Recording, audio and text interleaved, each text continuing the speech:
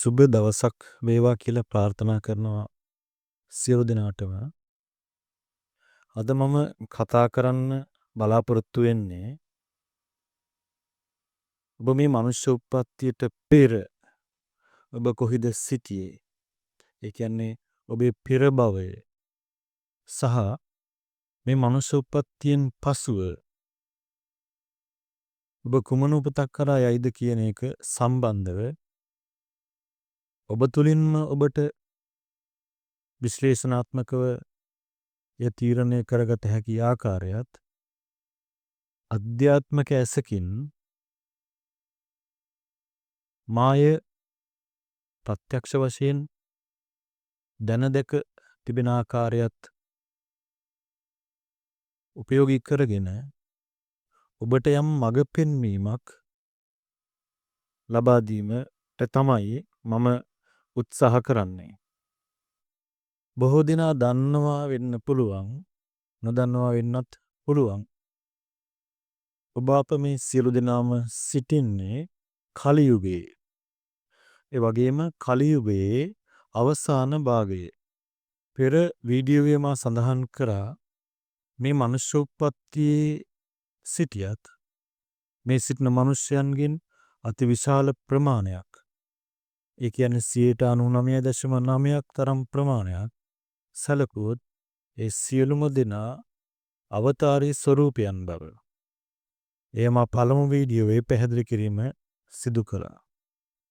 මා ඉහත සඳහන් කළ පරිදි මේ කලි යුගයේ තුල මේ මනුෂ්‍ය උප්පත්තියට ලබා සිටින බොහෝ මිනිසයන් ලෙස පෙනී සිටින්නේ සත්‍ය වශයෙන්ම පහළ තලවලින් පැමිණි. ඒ කියන්නේ යක්ෂ අසුර උප්පත්තීන්හි සිට මනුස්ස ලෝකගත වූ අවතාරී ස්වරූපයන්.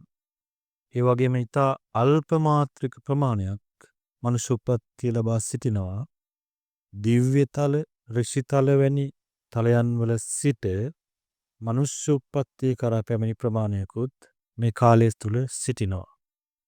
ඉහත කුමන ආකාරයකින් මනුෂ්‍ය උප්පත්තියට පැමිණියත්, ඒ කියන්නේ දිව්‍ය තලයක, ඍෂි තලයක සිට අවතාරී ස්වරූපයක් ලෙස මනුෂ්‍ය උපතක් කරා පැමිණියත්, අතිමහත් බහුතරයක් ලෙස යක්ෂ සහ අසුර උප්පත්තිවල සිට මනුෂ්‍ය උපතක් කරා අවතාරී ස්වරූපයන් ලෙස පැමිණ සිටියත්, මේ කුමන ආකාරයකින් වුවත් මේ මනුෂ්‍ය තලයට පැමිණෙන්නේ කෙලෙසද කිය මම නැවත වරක් සිහි කැඳවීමක් කරනවා. අනන්ත සංසාරය තුල ගමන් ගන්නා මේ සංසාර සත්වයින් සිදු කරන ලබන සියලුම කුසල් අකුසල් වලට අදාළව කර්ම ශක්තියෙන් ලෙස එම විඥාන බීජයන් ඔබ දන්නා පරිදි ඒ විඥාන ශක්තිය තුල, විඥාන ශක්ති ධාරාව තුල ගැබ් වෙලා තියෙනවා. මේ විඥාන ශක්තිය තුල ඊට බහුල වශයෙන් පවතින කුසල අකුසල කර්මයන්ට අදාළව ඔහුගේ උප්පත්තිය, ඒ සත්වයාගේ උප්පත්තිය තීරණය වෙන එක තමයි සාමාන්‍ය ස්වභාවය. උදාහරණයක් ලෙස අප්‍රමාණ අකුසල් සිදු කරමින් සිදු කරපු සත්වයෙක් නම් ඔහුගේ ඒ අකුසල ශක්තිය අනුව ඒ සත්වයා යක්ෂ හෝ අසුරූපතක සිටින්න පුළුවන්.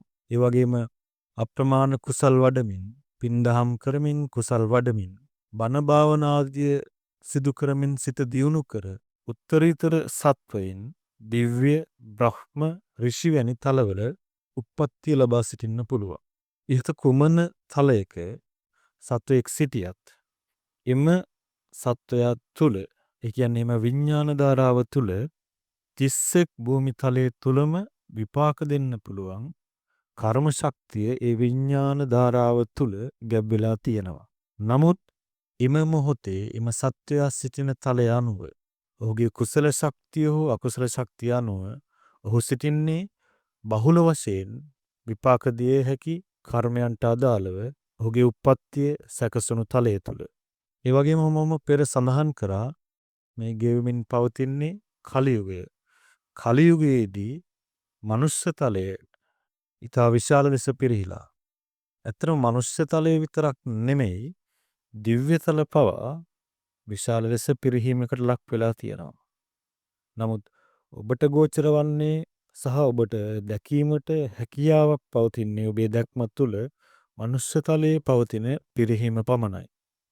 ඒ නිසා මම උත්සාහ කරනවා ඒ ඇසුරින් මාගේ පැහැදිලි කිරීම සිදු කරන්න. ඔබ හිතන්න යක්ෂ හෝ අසුර උප්පත්තියක සිටින සත්වයෙක්, ඒ කියන්නේ යක්ෂයෙක් හෝ අසුරයෙක් එම උප්පත්තියක සිටියත් ඔහුගේ එම විඥාන ශක්තිය තුළ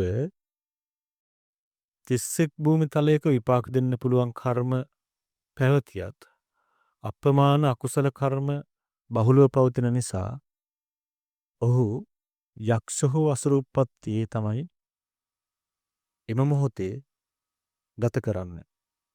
නමුත් ඔහු තුළද මනුෂ්‍ය තලයේ විපාක දෙන්න පුළුවන් කර්ම ශක්තිය ගැබ් වෙලා තියෙනවා. ඒ වගේම මේ සංසාර ගමන තුල ගමන් කරන සත්වයා, මේ සංසාරය තුල ගමන් කරන සත්වයා බොහෝම කැමති කාමයන් පරිභෝජනය කරන්න, කාමයන් විඳින්න. අන්න ඒ හේතුව නිසාත් මෙන්න මේ පහළ තලවල සිටින යක්ෂ හා අසුර උප්පත්ති වල සිටින ඒ සත්වයන් ඔවුනුත් කැමති කාමයන් විඳින්න, කාමයන් පරිහරණය කරන්න, කාමයන් පරිභෝජනය කරන්න. නමුත් ඔවුන් සිටින සතර අපාය තුල ඒ වගේම උන්ට කාමයන් පරිභෝජනය කිරීමට අවශ්‍ය භූමිය සකස් වෙලා නැහැ. නමුත් ඔවුන් පවා ඒ මට්ටමින් කාමයන් පරිභෝජනය කිරීමක් කරනවා. ඒ කියන්නේ යක්ෂයෙක් යක්ෂයාගේ මට්ටමින් කාමයන් පරිභෝජනය කිරීමක් කරනවා. අසුරයෙක් අසුරයාගේ මට්ටමින් කාමයන් පරිභෝජනය කිරීමක්, කාම සැප විඳීමක් සිදු කරනවා. නමුත් එය මනුෂ්‍ය තලයට වඩා පහළ. මම පෙර සඳහන් කරා මේ ගෙවමින් පවතින්නේ කලියුගයේ. ඉතින් මේ කලියුගයේ වෙනකොට කලියුගය කියලා කියන්නේ අධාර්මික යුගය, අඳුරු යුගය. මේ මිනිස්යාගේ ගුණධර්ම පිරිහීම හේතු කොටගෙන මනුෂ්‍ය තලය පිරිහීමකට ලක් වෙලා තිනවා අති ප්‍රබල වශයෙන්. එතකොට බුද්ධ දේශනාව තුළ පවා කියනවා බුදුරජාණන් වහන්සේ මෙන්න මේ මිනිස්යාගේ සංඥා නැත්නම් මිනිස්යා සතර අපාය පැත්තට බර වෙනවා කියලා. ඒතර සතර අපාය පැත්තට බර වෙනවා කියලා කියන්නේ දිව්‍ය තල වලින් ඈත් වෙනවා කියන එක. සතර අපාය පැත්තට බර වුණාට පස්සේ අනර පහළ තලවල ඉන්න යක්ෂ සහ අසුරපත්ති වල සිටින සත්වයින් තුල ඔවුන්ගේ විඥාන ධාරාවන් තුල පවතිනවා මනුෂ්‍ය තලයේ විපාක දෙන්න පුළුවන් කුසල කුසල ශක්තියින් අල්ප ප්‍රමාණයක්. ඉතින් ඔවුන් කැමති ඒ ශක්තිය ඒක භාවිතා කරලා ඒ ආකාරයට කම් සැප කාමයන් පරිභෝජනය කරන්න, කාමයන් විඳින්න. ඒ නිසා මොකද කරන්නේ? මේ සත්වයන් ඒ තියෙන මනුස්ස ලෝකේ විපාක දෙන්න පුළුවන් කුසල අකුසල ශක්තිය සමගම ඔවුන්ගේ ප්‍රධාන විඥාන ධාරාවෙන් කොටසක් මනුස්ස උපතකට මව් කුසකට පැමිණිලා ඒ කියන්නේ මනුස්ස අම්මා කෙනෙකුගේ කලල රූපයක් තුලට පැමිණ මව් කුස පිළිසිඳ ගැනීමක් සිදු කරනවා. ඒතර ඒ පහළ තල වලින් එන සත්වයා පැමිණෙන්නේ කම් සැප විඳීම උදෙසා. ඒකට තමයි ඔහු මනුෂ්‍ය උප්පත්තියක් ගන්න. ඒතර මේ මව විසින් ඒ දරුවා විදියට හෝ දියණියක් විදියට උප්පත්තිය ලබා දෙන්නේ අන්නර පහළ තලවල සිට පැමිණි යක්ෂ හෝ අසුර උප්පත්තියක සිට පැමිණි අවතාර ස්වරූපය. නැත්නම් මනුෂ්‍ය ලෝක විපාක දෙන්න පුළුවන් කර්ම ශක්තියේ සහිත මිබෙන විඥාන ධාරා, ප්‍රධාන විඥාන ධාරාවෙන් කොටසක් තමයි එතනට එන්නේ. එතකොට මම මේක පැහැදිලි කරා. අපි ඒකට කියනවා අවතාරී ස්වරූපයක් කියලා. ඉතින් ඔන්න ඔය විදිහට එන මේ යක්ෂ අසුර උප්පත්ති වලින් ආපු මිනිස්යන් තමයි අති මහත් බහුතරයක් මේ වෙනකොට මේ මනුෂ්‍ය තලය තුළ මනුෂ්‍ය ස්වරූපයෙන් සිටිනේ. මම පමණක් නෙමෙයි අධ්‍යාත්මික දැකීමක් පවතින. ඒ කියන්නේ මම මේ කතා කරන්නේ වරම් කරන අය සම්බන්ධව නෙමෙයි. භාවනා වඩමින් ධ්‍යාන සමාපත්තිලාභීන් යම් ප්‍රමාණයක් මේ මනුෂ්‍ය තලය තුළ ඉන්නවා. ඒ අය දකිනවා. ඒ අය මම මේ කියන කාරණේ ඒ අයට දකින්නත් පුළුවන්. ඒ වගේම ඒ අය දකින්න ඉන්නවා කියලත් මම දන්නවා. ඉතින් ඒයට පමණයි මේ කාරණේ දකින්න පුළුවන්කම ලැබෙන්නේ. ඉතින් ඔන්න ඔය වගේ ආපු පිරිසක් තමයි මෙන්න මේ අද මේ ශ්‍රවණය කරන ඔබ වෙන්නත් පුළුවන්. ඔබ පවා එහෙම වෙන්න පුළුවන්. මොකද මං කිව්වා අති මහත් බහුතරය එවැනි පිරිසක් තමයි මනුෂ්‍ය තලයේ සිටින්නේ.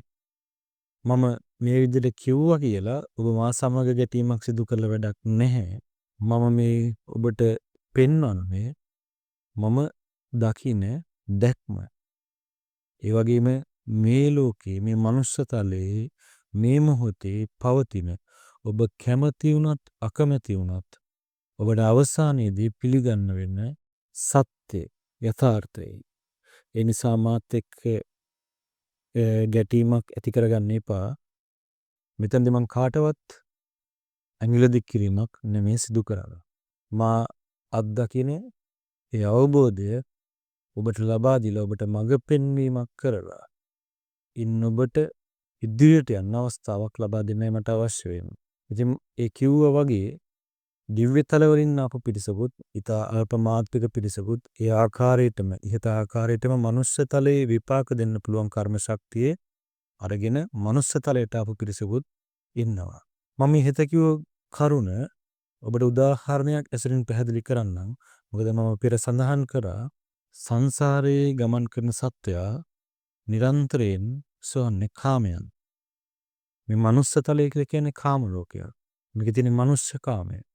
මනුෂ්‍ය කාමයට වඩා ඉහළයි දිව්‍ය කාමය. ඒ වගේම දිව්‍ය කාමයෙන් සැලකුවොතින් ඔබ දන්නවා දිව්‍ය තල 6ක් පවතිනවා. ඉතින් පළමු වන දිව්‍ය තලය කියන්නේ චතුර් මහා රාජිකයේ සිට පරිනිම්මිත වසවර්ති දක්වා ඉහළට ගමන් කරනකොට දිව්‍ය කාමයේ ඒ ප්‍රබලත්වය වැඩි. ඒක ඔබ දන්නවා. ඉතින් ඔන්න ආකාරයට අනන්ත සසරේ ගමන් කරන සත්වයා කම් සැපම සොයමින් ගමන් කරන ඒ පරක්තරක් නොපෙනෙන සංසාර ගමන තුල මෙන්න මේ මනුෂ්‍ය තලයේට පහළ තලවල සිට ඒ කියන්නේ මනුස්ස ලෝකයේ පිරිහීම හේතු කොටගෙන පහළ තලවල ඒ කියන්නේ යක්ෂ අසුර නාග වෙන්නත් පුළුවන්. නාග ලෝක වලින් පවා ඇවිල්ලා ඉන්නවා. ඒ වගේ එවැනි අවතාරී ස්වරූපයන් දරාගෙන මනුෂ්‍ය තලයේ තුල ඉතින් උන් ආකාරයට එන්නේ කම් සැප විඳීම උදෙසා වෙන කිසිවක් නෙමෙයි. ඒ කිසි කෙනෙක් එන කිසිම කෙනෙකු. ඔබ දන්නවා නාග තලයක නාග ලෝකයේ සිටියත් අසුර තලයක යක්ෂ තලයක හිටියත් ඒ අය එවැනි දුක්ඛිත උප්පත්තීන් තුල ඉන්න හේතුව සසරේ කුසල් නොවඩපුකම අකුසල් වඩපුකම නිසා. ඒ කියන්නේ උන් සංසාරේ ගසාගෙන යන පිරිසක්. ඒ නිසා උන් මේ මනුෂ්‍ය තලයට එන්නේ ඔබ හිතන් ඉන්න පුළුවන්. ඔබට හිතෙනවද? එයයි මනුෂ්‍ය තලයට එන්නේ මේ වෙනකොට මනුෂ්‍ය තලයේ සම්මා සම්බුදු කෙනෙක් පහළ වෙලා උන්වහන්සේ දේශනා කරපු ශ්‍රී සද්ධර්මයේ පවතිනවා. අනේ මමත් මනුෂ්‍ය තලයේ උප්පත්තිය ලැබලා ඒ ශ්‍රී සද්ධර්මය අවබෝධ කරගෙන මමත් නිවන් දකින්නවා කියන අදහසින් මේ මනුෂ්‍ය තලයේ මවකගේ මව කුසකට එනවා කියලා ඔබ හිතනවද? මම මේ කියන කරුණ මනස සිහිනුවණින් යුතුව බුද්ධියෙන් යුතුව විමර්ශනය කරලා බලන්න. ඇත්තට මේක එහෙම නෙමෙයි. මම කිව්වා සසරේ පාරමිතා පුරමින් ගමන් කරපු ගමනක් නෙමෙයි. එහෙම ගමන් කරා නම් එවැනි සත්වයෙක් කලාතුරකින් යක්ෂාසුර තලයක සිටින්නට පුළුවන්. එහෙම වෙන්නේත් අනිවාර්යෙන්ම දිව්‍ය ඍෂි වෙන උත්පත්තියක ඉඳලා ආපු කෙනෙක්. ඒක යම් දඬුවමක් හේතු කොටගෙන. එහෙම නැතුව අතිමහත් බහුතරය යක්ෂාසුර උත්පත්ති නාග උත්පත්ති වල සිටින අතිමහත් බහුතර සත්වයන් ඔවුන් සංසාරේ පුරපු අකුසල් නිසාමයි ඒ උත්පත්ති වල සිටින්නේ. ඔවුන්ගේ ප්‍රධානම කාරණය ඔවුන් සොයන්නේ කාමයන්. ඉතින් කාමයන් සොයමින් කාමයන් කෙරෙහිම ඇලී ගැලී දුකින් දුකට යන සංසාර ගමනක් තුල තමයි ඉන්නේ. නමුත් ඒ බව ඔවුන් දන්නේ නැහැ. ඉතින් මට පැහැදිලි කරන්න අවශ්‍ය වුණේ ඇයි මේ අය අවතාරී ස්වරූපයක් දරාගෙන මනුෂ්‍ය තලයට එන්නේ. එහෙනම් ප්‍රධාන හේතුව තමයි ඔවුන් පහළ තලයක ඉන්නකොට ඒ පහළ තලවල තියෙන කාමයට වඩා මොකද පහළ තලවල කාමයක් නොමැති තරම් ඇත්තටම දුක තියෙන්නේ. නමුත් මනුෂ්‍ය කාමය ඊට ප්‍රබලයි. ඒ නිසා ඔවුන් මනුෂ්‍ය කාමයේ විඳීම උදෙසා තමයි මනුෂ්‍ය තලයට පැමිණෙන්නේ. ඒක මම ඔබට මෙහෙම උදාහරණයකින් පැහැදිලි කිරීමක් කරන්නම්. හිතන්න ඔබ දැකලා තියෙනවා මේ පරිසරය තුල අපි ඇවිදිනකොට සමහර මිනිස්සු ඉන්නවා යාචකයන් විදියට. ඒ අයගේ අතේ මුදලක් නැහැ. ඒ අයට කාමෙන් පරිහරණය කරන්න හැකියාවක් නැහැ. නමුත් ඔවුන්ට කැමැත්ත තියෙනවා. ඔබ හිතන්න යම් හේකින් එවැනි අයෙකුට අපි සාමාන්‍යයෙන් සැලකිය යුතු මුදලක් දුන්නොත් මේ මම දැකපු දේවල් අපි රුපියල් 5000ක් 1000ක් වැනි මුදලක් දුන්නොත් ඔහු මොකද කරන්නේ? ඔහු එම මුදල අරගෙන සමහර විට ඒ පුද්ගලයා යාචකයා යම් කෙනෙක්ගෙන් මුදලක් ඉල්ලන්නේ ඔහුට බඩගිනි කියලා වෙන්න පුළුවන්, ඔහුට ආහාරයක් සපය ගන්න කියලා වෙන්න පුළුවන්. නමුත් ඔහුට සැලකිය යුතු මුදලක් ලැබුණොත් අපි රුපියල් 1000ක් 2000ක් හෝ 5000ක් වයින් මුදලක් ලැබුණොත් ඒ මුදල අරගෙන ගිහිල්ලා අර බඩගින්න නිවා ගන්න කියලා ඉල්ලගත්ත සල්ලි ඒ මුදල අරන් ගිහිල්ලා ඔහු සමහර විට මොකද කරන්නේ? මත්පැන් පානය කරන්න පුළුවන්. ඔබ දැකලා ඇති. මොකද එතනදී ඔහු බලාපොරොත්තු වෙන්නේ විඳීමක්. ඔහුට බඩගින්න අමතකයි. ඔහුට අවශ්‍ය වින්දනයක්, කාමයක්. ඒ හරහා ඔහු ලබා ගන්න පුළුවන්. මේ මුදල තියෙන තුරු මොකද මේ මුදල වියදම් කරලා ලබා ගන්න පුළුවන් උපරිම කම්සපේ ඔහු විඳින උත්සාහ කළා. ඒ මුදල වියදම් වුණාට පස්සේ මොකද වෙන්නේ? නැවතත් ඔහු කොතනටද යන්නේ? හොඳට හිතලා බලන්න. නැවතත් ඔහු යනවා ඔහුට සුපුරුදු කාර්යයටම. නැවතත් යාචකයෙක් ලෙස නැවතත් අර කාර්යම කරන්න උත්සාහ කරනවා. එහෙනම් අන්න අර යාචකයෙක් ලෙස සිටින විට ඔහුට සැලකිය යුතු මුදලක් ලැබුණොත් ඔහු ඒ මුදල අරගෙන ගිහිල්ලා ඔහුට පුළුවන් උපරිමයෙන් කම්සැප කාමයන් වින්දනය කරලා නැවත ඒ මුදල් ඉවර වෙනකොට ඔහුට නැවත එන්න සිද්ධ වුණේ නැවතත් යාචකයෙක් කියන තැනටමයි. අන්න එම ආකාරයට එම ආකාරයටමයි මම අර කිව්වා වගේ යක්ෂ අසුර නාග තලවල සිටින ඒ සත්වයන් කම් සැප විඳීම උදෙසා කාමයන් පරිහරණය කිරීම උදෙසා ඔවුන් අනන්ත සසරේ වඩාගත්තෙන් යම් පිනක් යම් කුසල ශක්තියක් අල්ප මාත්‍ර හෝ ශක්තියක් තියෙන අය ඒ උප්පත්ති වල ඉඳලා අවතාරී ස්වරූපයක් ලෙස මනුෂ්‍ය ලෝකේ විපාක දෙන්න පුළුවන්. ඒ පින කුසලයේ අරගෙන මනුෂ්‍ය තලයේ උප්පත්තියක් ලබන්නේ කම් සැප කාමයන් වින්දනය කිරීම උදෙසාමයි. ඒ ලැබිච්ච ඔවුන්නේ ඒ කම් සැපයන් විඳලා නැවතත් ඔවුන්ට යන්න සිද්ධ වෙන්නේ ඒ යක්ෂ අසුර උප්පත්තීන්ටමයි. මෙතෙක් පැමිණ මෙතෙක් මනුෂ්‍ය තලයේ අවතාරී ස්වරූපයක් ලෙස පැමිණ මරණයටපත් වූ සියලු දෙනා ගිහිල්ලා තියෙන්නේ එවැනි ඒ ඔහු හිටපු පළමු තැනටමයි. ඒ කියන්නේ යක්ෂයෙක්ගෙන් මනුෂ්‍ය තලයට ආවනම් ඔහු මනුෂ්‍ය තලයේ ආයුෂ ගත කරලා ඒ කියන්නේ අර මම අර කලින් පැහැදිලි කළා වගේ අර යාචකයා ඔහුගේ තියෙන මුදල වියදම් කරන තුරු ඔහුගේ අතේ මුදල් තියෙන තුරු ඔහු කාමයන් වින්දනය කරනවා වගේ අර පින කුසලයේ දරාගෙන මනුෂ්‍ය තලයට ආපු ඒ සත්වයා ඔහුගේ පින කුසලය තිබෙන තුරු ඔහු මනුෂ්‍ය තලය තුල කාමයන් වින්දනය කරලා ඒ අවශ්‍ය හමාර කරලා නැවතත් ඒ විඥාන ශක්තිය මරණයෙන් පසු ඔහුගේ ප්‍රධාන විඥාන ධාරාවට ඒ කියන්නේ යක්ෂ අසුර නාග ඒ ප්‍රධාන විඥාන ධාරාවට එකතු වීම තමයි සිද්ධ වෙන්නේ.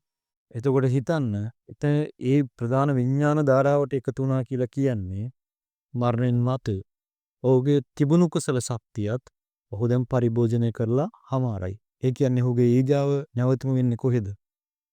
මම මේ කතා කරන්නේ අර අවතාරී ස්වරූපය, මිනිසෙක් විදිහට උප්පත්ති ලැබපු අවතාරී ස්වරූපය මරණින් මතු ඔහුගේ ප්‍රධාන විඥාන ධාරාව පහළ තලයක සිටින යක්ෂ හෝ අසුර හෝ නාග ඒ විඥාන ධාරාව සමග එකතු වෙනවා.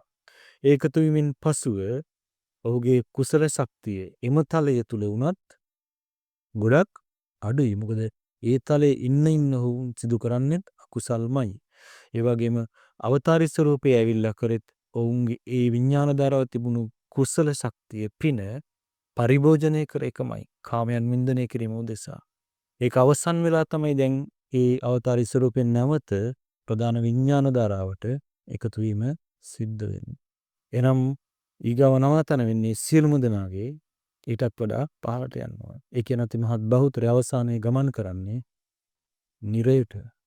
ඒ නිසාමයි සම්මා සම්බුදුරජාණන් වහන්සේ නමක් නිරන්තරයෙන් දේශනා කරන්නේ මේ සංසාරයේ ගමන් කරන සියලුම සත්වයන්ගේ මහා ගෙදර නිරය බව.